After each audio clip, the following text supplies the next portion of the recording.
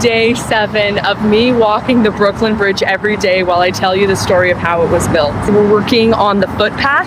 It's built to withstand the weight of trains, cars, and people. The way they built the footpath was an ingenious design by John Roebling. Just as the bridge was about to be opened to the public, people became extremely suspicious of the man in the window, also known as Washington Roebling. A year before the bridge was finished, the Board of Trustees met to conduct a vote on if he should be allowed to remain the head engineer.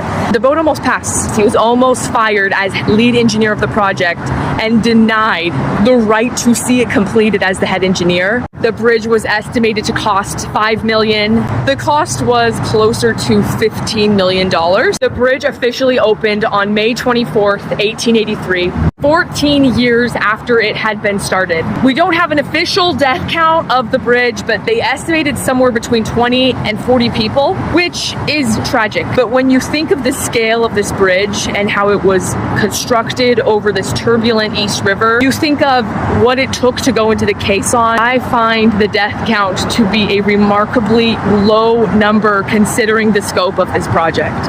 Chester A. Arthur, President of the United States of America, came to New York City for the opening day celebrations. There was 3 hours of speeches that almost nobody could hear. Thousands and thousands of people showed up to see the bridge open. They were on the ferry streets, both sides of the city, the rooftops of buildings. Emily Roebling, the wife of Washington Roebling, who had given just as much as he did to the bridge. She was the first woman to officially cross the bridge, brought a rooster with her as a sign of victory. There was a reception with 1,000 people at Washington Roebling's residence. He stood and met the president and he sat for an hour, and once the president left, he departed. So he was well enough at this time to feel the excitement of the bridge being completed. By the time the Brooklyn Bridge had opened, Washington Roebling had never stepped foot on the bridge. His nervous condition really took everything from him. He really gave his entire life to this bridge, his sanity and his health. He wasn't able to even walk across his own bridge. Of the original people Washington Roebling hired to be his secretaries, every single one of them stayed the course with him for all 13 years,